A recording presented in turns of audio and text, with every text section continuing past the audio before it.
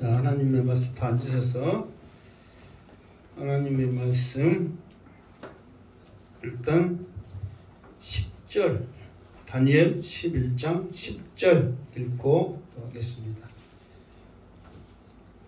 자, 다니엘 11장 10절.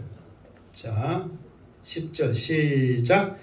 그러나 그의 아들들이 전쟁을 준비하고 힘이 많은 군대를 모아서 물이 넘침같이 나올 것이며 그가 또 와서 남방왕의 견고한 성까지 칠 것이요.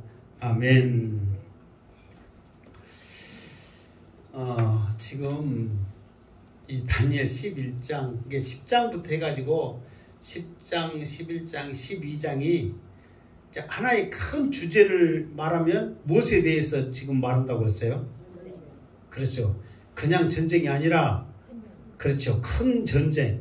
이 큰 전쟁에 대해서 말을 하는데, 이제 쉽게 말해서 하나님이 말씀하고자 하는 큰 전쟁은 언제냐 그러면 그 마지막 때 적그리스도와 싸운 그 아마겟돈 666 그 전쟁이란 말이에요. 적그리스도와의 그 전쟁이 하나님이 말씀하고자 하는 최종 의도예요. 그런데 지금 다니엘도 너무 먼 이야기고 지금 듣고 있는 우리들도 언제 일어날지 모르는 이야기잖아요. 그게 그러니까 현실적으로 이것과 비슷한 사례가 있다. 비슷한 일이 그러니까 다니엘에게는 일어날 것이다. 우리에게는 일어났었다. 그거를 예시로 보여주기 위한 전쟁이 누구라고 그랬어요? 안티오쿠스 에피파네스 4세. 그러니까 이 안티오쿠스 에피파네스 4세가 일으켰던 이 모습의 형태가 마치 마지막 때에 누구의 형태와 비슷하다? 그렇지. 적그리스도의 형태와 비슷하기 때문에 그 안티오쿠스 4세에 일어났던 그 일을 교훈 삼아서 마지막 때 적그리스도와의 믿음에서 너희들은 이겨라. 이게 쉽게 말해서 우리가 전쟁하는 게 아니에요. 그때도 안티오쿠스 4세한테 그 4세에게 당할 때, 나중에 나오겠지만 당할 때 이스라엘 백성들이 그 안티오쿠스 4세에게 전쟁을 했느냐? 전쟁을 하지 않았어요. 일방적으로 당했어요. 그냥 소수무처로 당했어. 그러면 그게 무슨 전쟁입니까? 전쟁은 누구하고 전쟁해야 되잖아요. 그런데 그냥 일방적으로 완전히 그냥 당했다니까요. 그러면 전쟁이 아니에요. 아니죠. 우리가 일본 식민지 생활 했을 때 전쟁이라고 말합니까? 그냥 일방적으로 당한 거예요. 그냥 식민지 생활 한 거예요. 그런데 성경은 전쟁이라고 하거든요. 그 시대로. 왜 그러냐면 영적인 전쟁이란 말이에요. 영적인. 이게 육적인 전쟁이 아니라 이게 마지막 때 적그리스도 싸움에서도 적그리스도하고 우리 믿음의 사람들과 십자군 전쟁하듯이 전쟁하는 게 아니야. 그냥 맹목적으로 당하는 거예요. 근데 그 과정에서 영적인 싸움이 있는 거예요. 영적인. 그래서 이 안티오쿠스 4세가 이 엄청 이게 끔찍한 일을 저지르거든요. 이 끔찍한 일을 저질렀을 때 영적인 전쟁에서 졌기 때문에 그 결과론적으로 그 고난과 핍박과 환난 이 모든 것들을 그대로 당해버리는 거예요. 마지막 때도 마찬가지예요. 주님 오실 그때의 적그리스도가 최후의 발악을 할 때 우리가 믿음으로 굳게 섰을 때 그 엄청난 환난을 이겨내느냐 이겨내지 못하느냐는 믿음에 달려있다는 거예요. 그러니까 이거는 이게 그 세상적인 거 이런 흐름 속에서는 육적인 전쟁으로 어떤 하나의 세력으로 키워져 가면서 되어질 일이지만 다니엘서에서 말하고 싶은 것은 뭐냐면 영적인 전쟁이에요. 왜 하나님의 말씀에 이렇게 쭉 해가는데 지금 세상적인 이야기를 쭉 이렇게 해갈까요?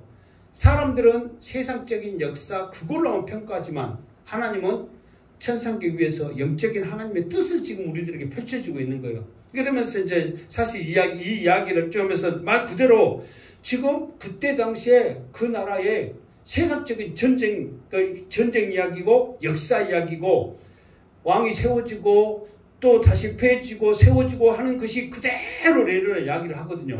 그러면 왜 이 이야기를 굳이 성경에서 하냐 말이에요. 이스라엘 전쟁, 이스라엘 역사도 아니고 우리나라도 역사도 아닌 그 주변의 역사 이야기를 이것을 통해서 하나님은 영적인 전쟁을 지금 주위에 있는 모든 이렇게 공중 권세 정사를 잡은 사람 잡은 그 사단의 세력이라고 하잖아요. 그 세력들과 싸움인 영적인 큰 전쟁의 그림을 지금 그려지고 있는 그 과정이다. 이렇게 생각을 해야 돼요. 이게 육적인 전쟁이 아니에요. 근데 세상은 육적인 전쟁이에요. 그러나 우리 믿음의 사람들에게 있어서는 믿음의 영적인 전쟁이라는 거예요. 그러면서 이제 앞으로 계속 지금 어디서부터 시작하냐면은 원래는 메데 바사 해갖고 알렉산더 대왕 이렇게 이제 하면서 이야기가 되잖아요. 그러면서 알렉산더 대왕이 죽고 나서 그 나라가 몇 개로 쪼개진다 했어요? 4개. 그렇죠. 4개로 쪼개진다겠죠. 근데 4개로 쪼개졌을 때 4개의 나라가 다 지금 서로 힘의 패권을 가지고 싸우는 게 아니라 2개의 나라는 그냥 자동적으로 힘이 없어서 약해져서 없어집니다. 소멸해지는 거예요. 그러나 2개의 나라는 끝까지 자기의 권력 싸움에 지금 계속하는 거예요. 그러면서 권력 싸움 했을 때 주위의 나라들은 또 같이 피해를 입고 그런 과정이 지금 계속 지금 몇십 년 동안 이어지는 거예요. 그 2 나라가 뭐냐면 이게 성경에는 딱 2 나라로 이렇게 결정 짓는데 무엇을 지냐면 북쪽은 북방왕, 남쪽은 남방왕 이렇게 딱 2개로 딱 나누는 거예요. 그러니까 북방왕은 처음에 누가 했느냐 그러면 셀루쿠스라는 사람이 자기 지역을 이렇게 북쪽을 이게 식 말해서 바벨론 지역 그런 원래 있었던 지역을 그대로 받았던 사람을 성경은 북방왕이라고 그래. 그러나 역사적으로는 실제로 있었던 인물은 셀루쿠스 1세. 그리고 남방왕은 지금으로 말하면 어디예요? 남방은? 응? 이집트. 이스라엘이 찌찌까는 나라 가져가갖고 무슨 힘을 가지고 하겠어. 우리나라도 보면 커요, 적어요. 우리나라가 큰 대륙을 점령했네, 다 지배했네, 그런 이야기 있어요, 없어요? 포도시 누가 그나마 했어? 그렇지. 강개토 대왕이 포도시 했지. 발해 때 그때나 조금 했지. 우리나라가 그렇게 했다는데 있어요, 없어요? 그냥 힘이 약하면 그게 한계가 된 거예요. 이게 이스라엘 나라도요, 가장 강력할 때가 언제, 누구 왕 때였어요? 실제로? 다윗. 그렇죠. 다윗 왕 때 가장 강력했죠. 싸움하면 그냥 백전백승이니까. 왜? 하나님이 함께 했기 때문에. 그러나 다윗 왕이 가장 강력했다고 해서 알렉산더 대왕처럼 메데 바사 페르시아 제국처럼 그 엄청난 제국을 차지했어요? 포도시 그쪽이요.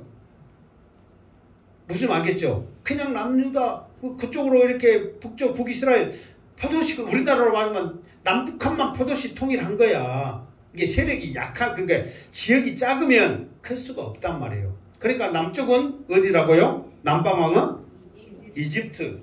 이게 실제로 그 이집트가 나라도 크고, 그리고 살기도, 지금은 우리가 아프리카라고 해서 이집트가 살기 안 좋은 나라가 아니잖아요. 물이 있으면 그만큼 살기 좋은 나라잖아요. 그러니까 이집트는 큰 강이 있기 때문에 살기 좋단 말이에요. 그러니까 그만큼 살기 좋은 곳은 사람이 많아요, 적어요? 많아요. 우리나라도 그러잖아요. 우리나라도 제일 큰 강이 무슨 강이에요?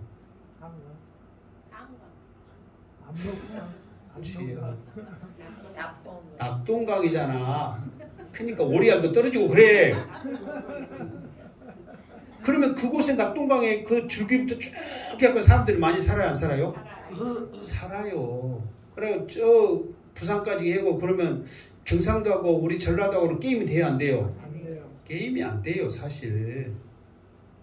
그러니까 그런 살기 좋은 곳이기 때문에 사람이 많은 거예요. 살기 안 좋은 곳이 사람이 많겠어요. 그만큼 이집트도 제국을 이룰 만큼 큰 그 살기 좋은 곳이란 말이에요. 그러니까 여러분들 기억할 건 뭐냐면 이제 한 가지 딱 정립을 해.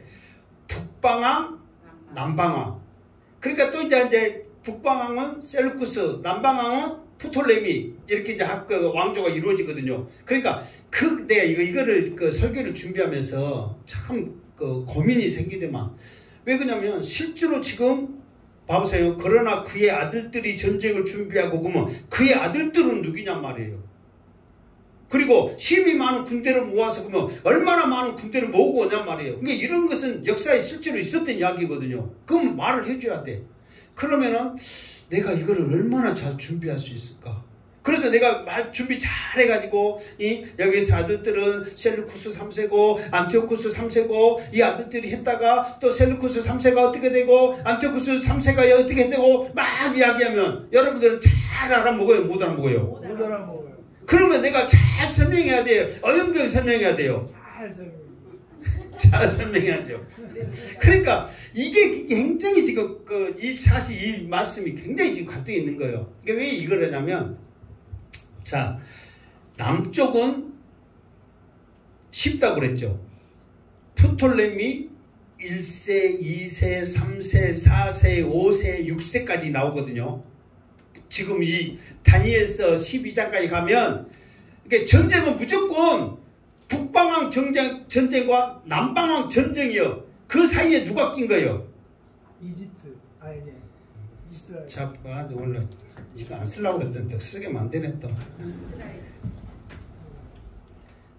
자, 지금 오로지 하나님의 중심은 뭐냐면은 사실 지금 이스라엘이 이쪽에 있잖아요.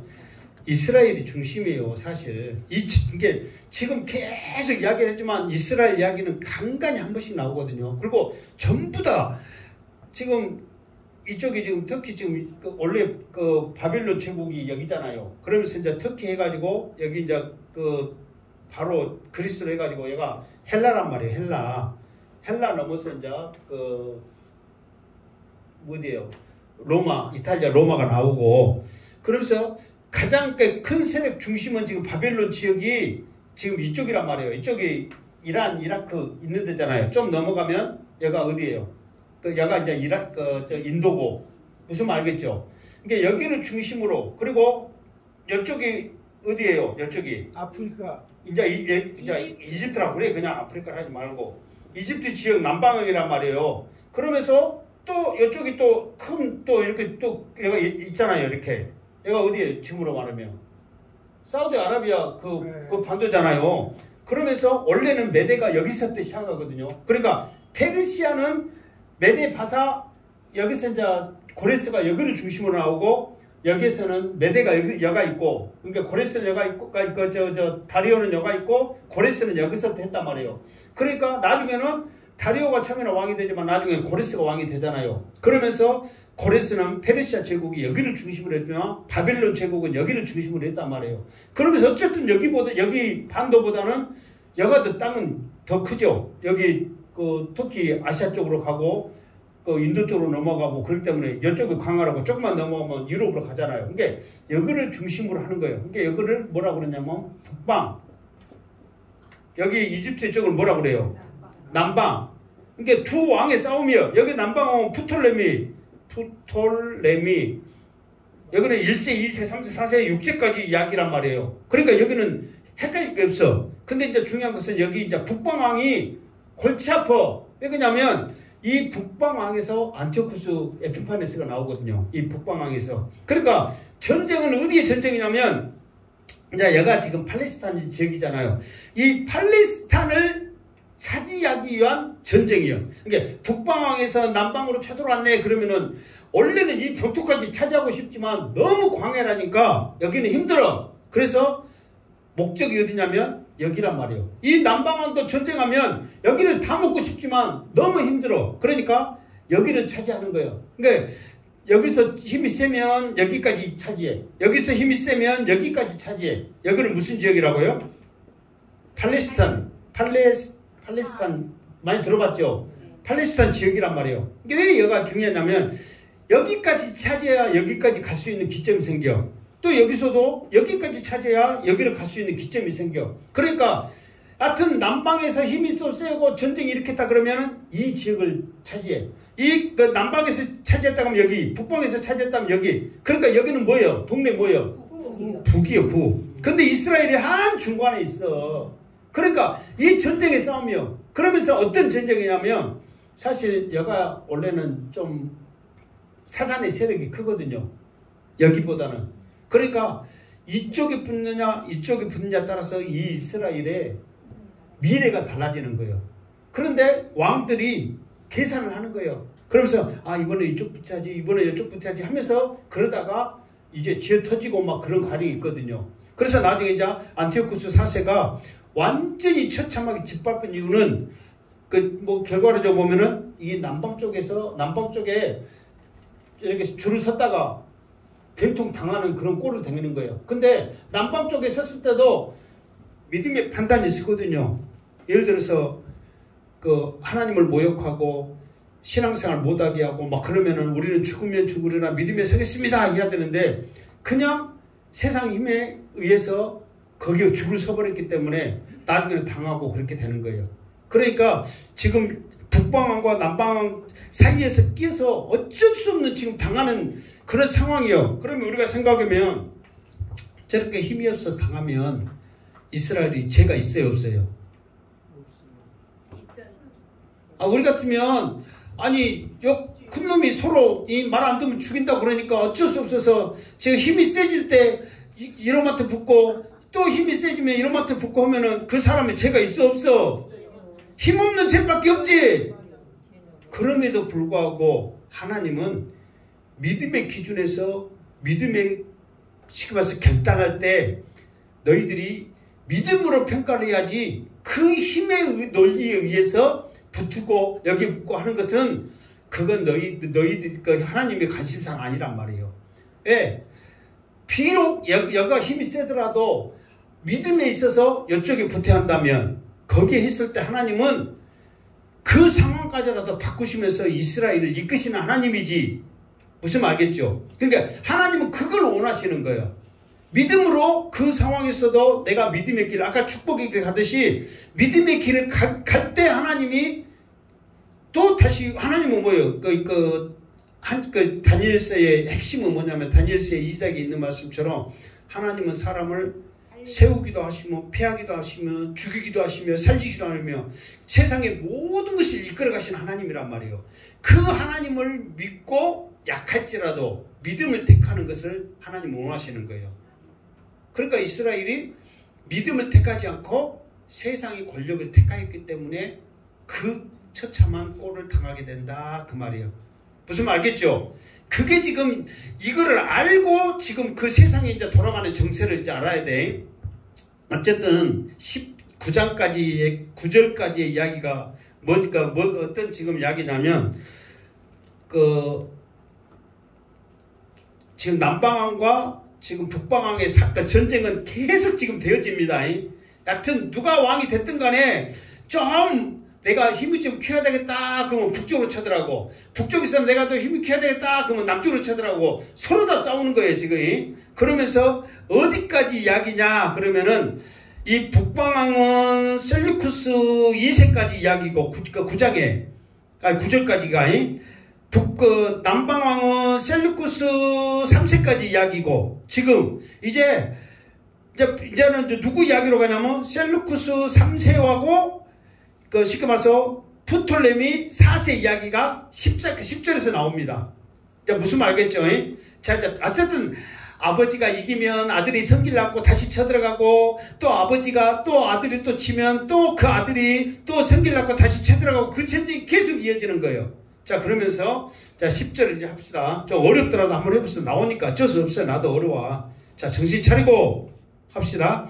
그의 아들들이 전쟁을 준비하고 그랬어. 그러니까 누구 아들들인지 모르지만은 그 아버지가 전쟁에서 졌다 이겼다. 졌단 말이에요. 그러니까 아들들이 다시 이제 심기 1절에서 전쟁을 준비하면서 원수 갚는다고 쳐들어가는 거예요. 그때가 누구냐 그러면 내가 말했잖아요. 그 셀루쿠스 2세가 졌어.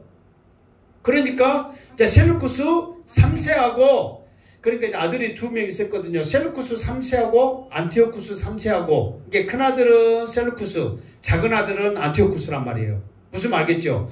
두 아들이 우리 형님 우리 같이 가서 아버지 원수를 갚읍시다. 그래가지고 두 아들들이 전쟁을 준비해. 그러면서 심히 많은 군대를 모아. 왜?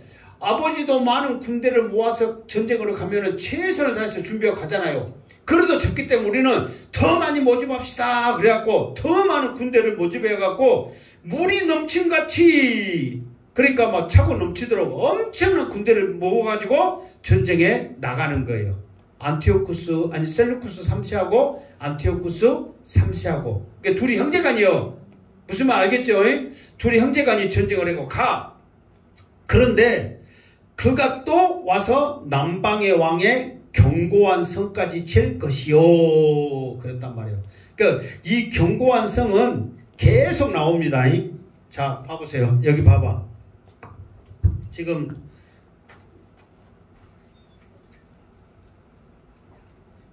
전쟁을 하면 전쟁의 주 무대는 어디라고 그랬어요? 팔레스타인 지역. 그러니까 지금 와서 팔레스타인 지역도 이스라엘이 살기가 좋고 살기가 좋고 풍부하고 금은 먹을 것이 많으니까 사실 여가 타켓이긴 해요. 그런데 어쨌든 간에 목적은 이 남방은 여기까지고 북방은 여기까지 여가 이제 블레셋이 있었거든요. 여기까지가 서로 싸우는 거예요.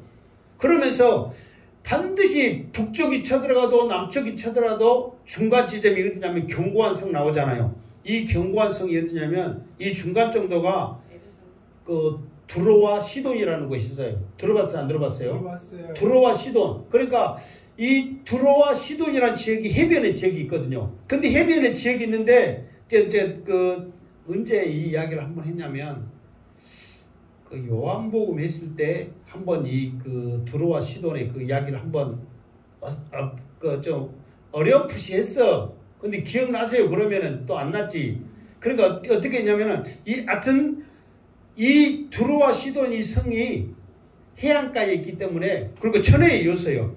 요래 좀 왔다가 이런 식으로 있기 때문에 여기만 딱 차단시키면 못 오기 때문에 절대로 함락시킬 수 없는 견고한 성이란 말이에요.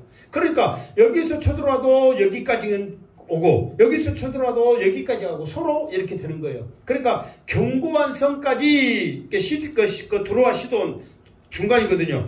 견고한 성까지 칠 것이요. 그러니까 어디까지 쳐들어온단 말이에요. 그러니까 여기 중간까지는 지금 쳐들어온다 그 말이거든요.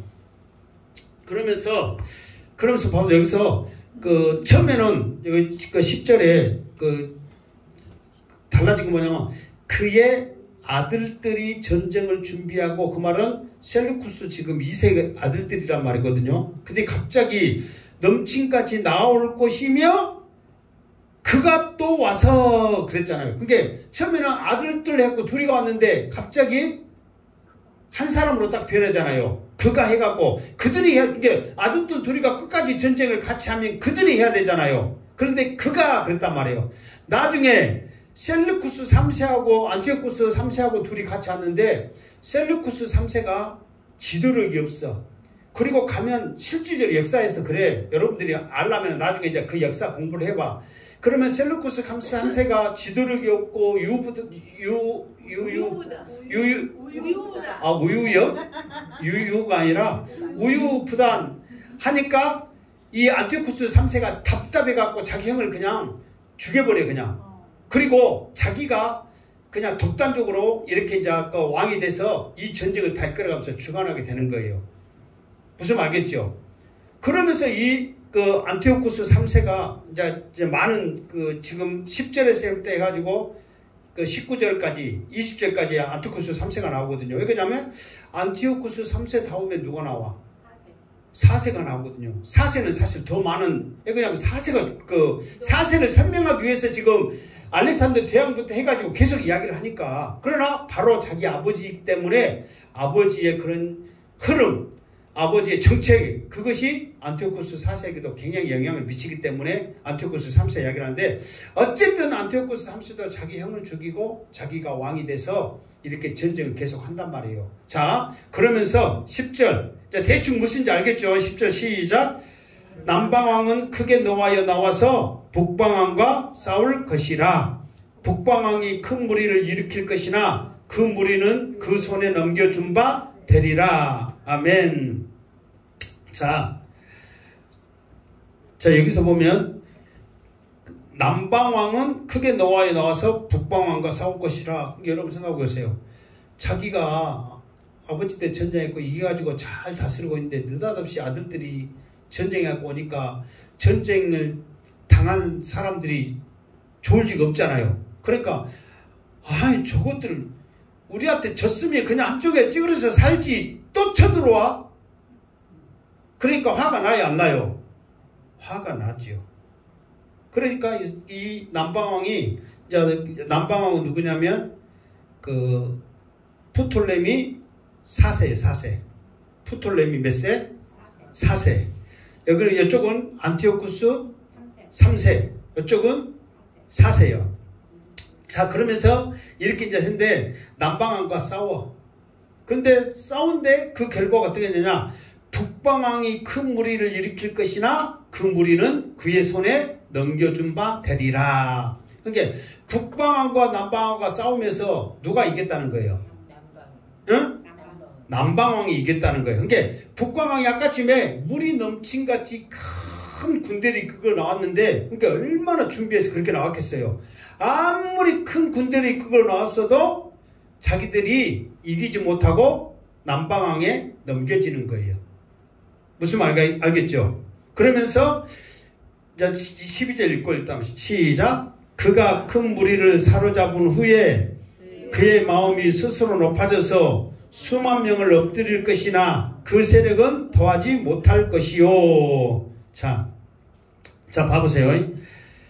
그가 큰 무리를 사로잡은 후에 그랬어. 그러면 이 그가 큰 무리를 사로잡은 그거는 누구예요? 남방왕이요. 왜? 남방왕이 전쟁에서 큰 무리를 이겼다고 그랬잖아요. 그러니까 남방왕과 북방왕의 전쟁에서 아무리 북방왕이 자기 형님을 죽이면서 이렇게 엄청난 군사력을 가지고 왔어도 남방왕이 이겼단 말이에요. 왜 그러냐면 이 북방왕이 준비를 하는 과정에서 또 이렇게 쳐들어온 과정에서 거리가 있잖아요. 지금 여기까지 와갖고 지금 있잖아요. 그러니까 전쟁은 지금 어디서 했냐면 여기까지 했으니까 여기서 전쟁을 하거든요. 그러면 이 먼 거리에서 저까지 왔어. 그러면 여기서는 가깝잖아요. 그러니까 전쟁을 계속 하고 온 사람이 더 강하겠어. 푹 쉬다가 고기 뜯고 그렇게 쉬다가 온 사람이 강하겠어. 고기 뜯고 푹 쉬다가 온 사람이 강하겠지. 그러니까 이길 수밖에 없단 말이에요. 그러면서 이 큰 무리들을 다 이기고 돌아오는 길에 어떤 실제로 역사에 어떤 일이 있었냐면 예루살렘을 왔단 말이에요. 예루살렘에 와가지고 자기가 스스로 교만하여 그랬잖아요. 교만해져서 하나님의 전에 들어가서 자기가 마음대로 대제사장만 들어갈 수 있는 지성소까지 들어가서 그렇게 했는데 자기도 이게 실제 역사에 자기도 모르게 기절을 해버렸어. 그래가지고 이 남방왕이 프톨레미 4세가 놀래가지고 그냥 이리 왔거든요. 자기 나라로 왔어. 그런데 자기가 생각을 하니까 어이가 없는 거예요.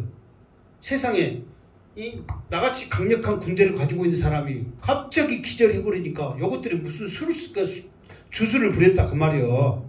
그러니까 어떤 정책을 쓰냐면 자기 나라에 있는 유대인들을 다 죽여야지. 그래가지고 한 곳에 못 타가지고 다 죽이려고 코끼리들한테 다 그냥 밟아 죽이려 했는데 처음에는 코끼리들이 움직이지를 않는 거예요.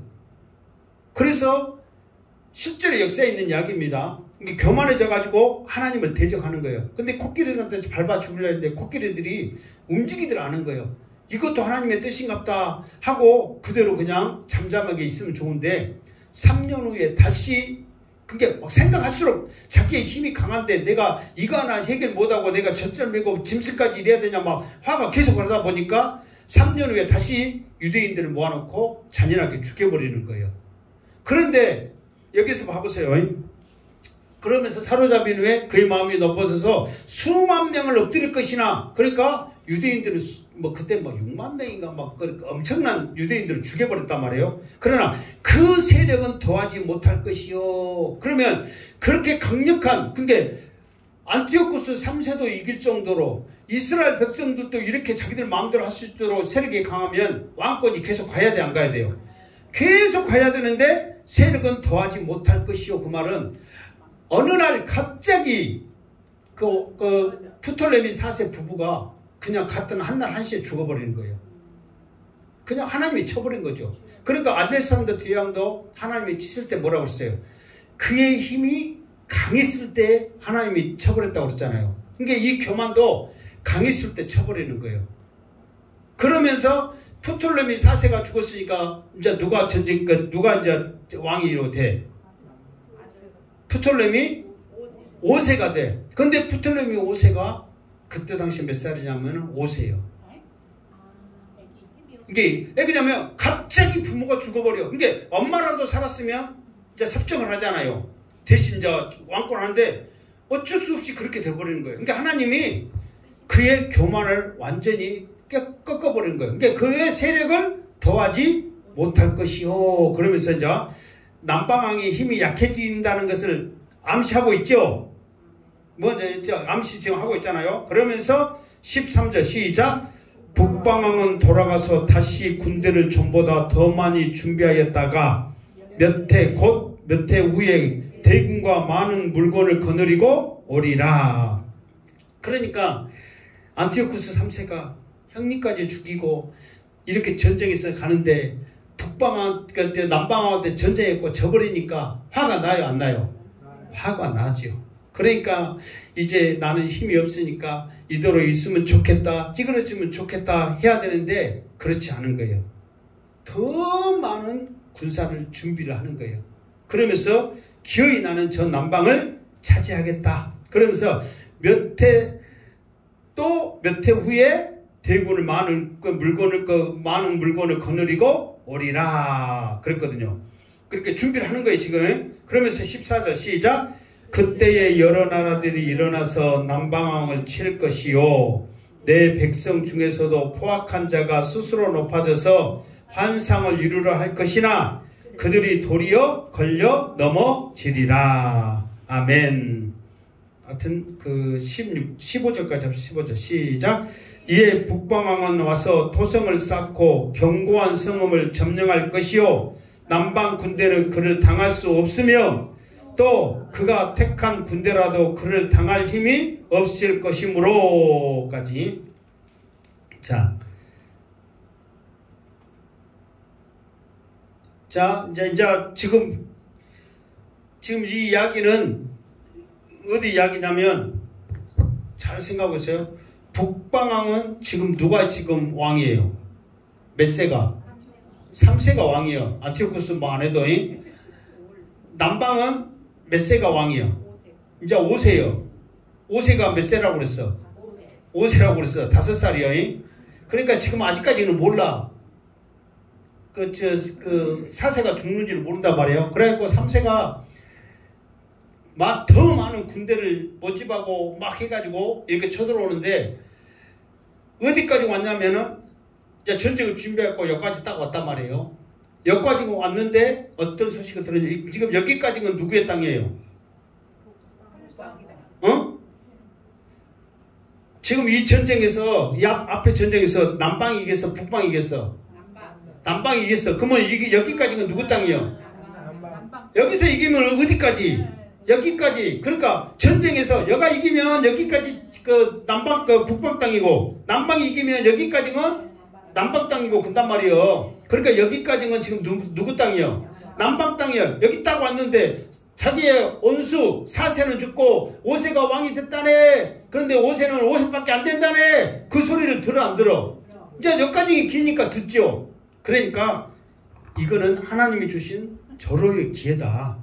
이럴 때 완전히 남방을 없애버렸다고 어떤 정책을 썼냐면, 여기서 봐보세요. 그때에 여러 사람이 일어나서 남방왕을 칠 것이요 그랬잖아요. 14절에. 그러니까 이 북방왕이 자기도 군사를 많이 모집했지만 더 확실하게 하기 위해서, 왜? 비록 왕이 오세락해서 왕이 다 그 생각 아니잖아요. 밑에 있는 모사들이 있고 다 군사 있고 또 세력이 있잖아요. 그러니까 확실하기 위해서 옆에 있는 나라들한테 전부 말해. 우리 제 사세 죽었단다. 저 얘기가 지금 깐난 얘기가 지금 왕인데 이번 기회 아니면 우리가 남방 차지 못해야. 그러니까 전부 이제 같이 가자고 이렇게 말을 해. 그러니까 옆에 있는 나라들, 그래서 만약에 나를 도우면 너희들은 또 독립시켜주고 더 땅덩어리 주고 막 그렇게 하니까 좋아요 안 좋아요? 좋죠. 그러니까 많은 사람들이 함께 일어나서 남방을 치러 간단 말이에요. 누구까지 일어나느냐? 내 백성 중에서도 포악한 자가, 근계식 와서 여기서 내 백성 중에서도, 이 말은 이스라엘 그때 왕도 북방왕을 따라서 같이 남방을 치러 갈 것이다. 환상을 가지고 가. 무슨 환상? 스스로 높아져서 환상을 이루려 할 것이나. 그 말은 뭐냐면 여기서 환상은 어떤 환상을 보면서 이룬 것이 아니라 꿈이 있어. 꿈. 야, 지금까지 남방한테 조공을 바치고 이랬는데 이 그 북방왕 편에 쓰면 독립시켜주고 내 왕권을 차지한다니까 나도 이번 기회에 내 나라 한번 멋있게 한번 해보겠다는 그 환상이 있어요 없어요? 그 환상을 가지고 가. 환상을 이루려 할 것이나 그들이 도리어 걸려 넘어지리라. 여기에서 이제 교훈이 있어요. 무슨 교훈이냐면, 봐보세요. 지금 서두에도 말했지만 이스라엘 백성들은 가운데 있기 때문에 이리 치고 저리 친단 말이에요. 그러니까 이 사람 의지하고 저 사람 의지해. 그러니까 이번에도 북방왕이 남방왕 같이 치러 가면 너 왕권 차지하고 네 나라 독립시켜주고 못하니까 막 그런 환상을 하니까 그 사람 말에 호기해가지고 그대로 그 사람과 같이 손잡고 쳐들어가거든요. 그러니까 그것도 맞을 당연한 거 맞고 그러잖아요. 그런데 하나님은 뭐냐면, 그럴지라도 너는 세상 것 바라보지 말고 하나님 의지란 말이에요. 하나님 바라봐란 말이에요. 세상이 손을 내밀어도 나는 하나님 손을 잡는다고 너희들이 믿음을 그렇게 해란 말이에요. 그런데 사람의 생각을 가지고 사람의 손을 잡아. 그런데 오히려 이것이 걸려 넘어지리라. 이 말은 뭐냐면, 약속을 하지. 그런데 나중에 이제 차지하긴 해요. 여기까지는 못 가. 본토는 못 가고 여기까지 차지해. 그러니까 여기까지 차지하니까 여기도 이제 남방왕 땅이니까 차지하니까 또 땅을 돌려줘야 될 거 아니에요. 딱 차지하고 난과 동시에 이제 불러. 너희들 그동안 남방한테 조공바치고 했지. 이제 우리한테 조공바치고 잘 섬겨. 아니 뭔 소리예요. 약속이 틀리잖아요. 뭔 약속? 내가 그렇게 하라면 내 말이 맞으면 맞지. 대드 사람 다 죽여버리는 거예요. 그러면서 이제 3세가 그러는 거예요. 그러면서 이제 이스라엘 백성들을 오히려 더 괴롭게 하고 더 힘들게 하고 더 괴롭히는 거예요. 그러니까 그 왕의 환상은 뭐예요? 와, 나도 이제 독립국가 세워서 왕권 회복하고 이렇게 잘 먹고 잘 살아야지 했는데 오히려 더 강한, 오히려 남쪽은 그렇게까지 모질게 안 했거든요. 근데 북방 왕들은 독한 놈들이요. 우리나라도 북쪽이 독해, 남쪽이 독해. 그러니까 그 독한 놈들이요. 그러다 보니까 더 강하게 막 쪼이는 거예요. 그래가지고 걸려서 더 넘어지는 거예요. 그러니까 이제 그거는 이제 우리가 이제 우스갯소리고, 우리 믿음의 사람들은 어쨌든 세상이 손 내민다고 세상 거 바라보지 말고 하나님 의지해라. 그 교훈을 지금 우리들에게 주고 있다. 그 말이에요. 자, 넘어지리라. 그러면서 이에 북방왕 와서 토성을 이제 나중에 결과론적으로 이제 그 덫에 걸려서 덫에 걸리면 어떻게 되는 거예요? 발악을 하면 할수록 어찌 되는 거예요? 조여가지고 자기 죽잖아요. 그러니까 발악도 못하고 그냥 꼼짝 말하고 그냥 아예 꼭두가시 노릇 한다. 그 말이에요. 결과론적으로. 그러면서 북방왕이 계속 이제 여러 그 왕들과 함께 쳐들어오는데 토성을 쌓고 견고한 성읍을 점령할 것이요 그랬잖아요. 아까 전에 견고한 성읍이 어디요? 그래, 시까지 안 것도 잘한 거예요. 두로와 시돈. 그러니까 옛날에 내가 어떤 이야기를 했냐면 이 북방왕 안티오쿠스 이야기 3세 그 4세 이야기하면서 3세를 먼저 이야기하면서 뭔 이야기냐면 두로와 시돈을 쳐들어가야 되는데 해야 되는데 너무 바닷가에 있어서 견고하니까 성을 못 쳐들어간단 말이에요. 그러니까 이 3세가 이 성을 쳐들어갈 수 있는 방법을 안 하라 그러니까 꿈을 꿨는데 어떤 납비가 나타나서 이렇게 해라 해가지고 이야기를 한번 한 적이 있어. 꿈을 통해서 이 성을 이렇게 하면 함락시킨다. 그 이야기를 요한복음 할 때 한번 했다네. 처음 들었고 지금 생소한 이야기다네. 그러면서 그래가지고 같이 성 높이를 맞춰가지고 그 견고한 성을 토성을 쌓다는 것은 무엇으로 쌓다는 거예요? 흙으로 계속 해갖고 그 성을 함락을 시키는 거예요. 그러니까 그 성은 사실 그 북방왕고 남방왕도 쉽게 함락을 못 시킨단 말이에요. 그렇게 견고해. 천에 이어서요. 그러나 안티오쿠스 3세는 함락을 시켰거든요. 그 이유는 나중에 한번 여러분 찾아봐. 그 유튜브에 그 두로와 시돈 견고한 성을 어떻게 함락시켰냐. 그러면 꿈속에 유대인이 나타나가지고 알려줘가지고 어떻게 했어요. 뭐 그 이야기를 해. 뭐 나도 하여튼 그 이야기도 해고 한 적이 있어요. 그러니까 그렇게 하고 함락을 시키는 거예요. 이게 그만큼 뭐냐면은 난공불락인 그 성을 차지했다는 것은 그만큼 힘이 있다는 것을 말하고 있거든요. 그러니까 자꾸만 말해요. 두로와 시돈이 그렇게 크지 않거든요. 조그만 불구하고 그만큼 교통 요충지 있잖아요. 중요한 교통 요지라고 그래. 뭐라고 그래? 아니, 교통 요지라고 그러죠. 하여튼 중요한 항상 얘가 해변으로 해가지고 활발하게 모든 물자나 이런 배들을 항구로서 대단한 곳이란 말이에요. 그러니까 여기는 점령하고 안 하고 따라서 엄청난 영향이 있단 말이에요. 그러니까 거기를 점령하려고 그렇게 예를 쓰지. 그러니까 나중에 그 사도 바울도 저기에서 배를 타고 이렇게 간 적이 있거든요. 그러니까 그만큼 중요한 지역이면서 그러니까 거기를 반드시 이겨야 돼. 근데 다른 왕들은 그냥 근처만 가서 이겼지 저렇게 함락시키는 왕은 안티오쿠스 3세란 말이에요. 그래서 그거를 칠 정도 되니까 남방군 때는 그를 당할 수 없으며 그러니까 그가 중요하니까 어떤 역사적으로 어떤 일이 있냐면 프톨레미 몇 세가 지금 있다고? 아니 5세가 몇 살이라고? 그렇게 기억해라고 5세를 말하니까 그러니까 프톨레미 5세가 어린 왕이어도 옆에 있는 사람들 말하는 거예요. 왕을 지키는 그런 친위 부대 있잖아요. 그런 쉽게 말해서 돌격 부대 같은 아주 강력한 부대가 있었는데 거기까지 파견을 해. 남방 왕이 남방 군대가 거기까지 갔는데 거기에서 아무리 강한 군대를 보내도 이길 수가 없는 거예요. 토성을 쌓려면 여러분 얼마나 오랜 시일이 걸리겠어요. 그만큼 강하고 의지가 있고 대단하기 때문에 이길 수가 없단 말이에요. 그러니까 남방왕도 결사들을 보낼지라도 이길 수가 없었다 그 말이에요. 자, 그러면서 또 그가 택한 군대, 그 말은 아까 그 말이에요. 자기가 택한 군대란 말은 결사들을 보냈단 말이에요. 그 결사들을 보냈어도 당할 힘이 없을 것이므로 16절, 오늘은 16절까지 16까지 하겠습니다. 자, 시작.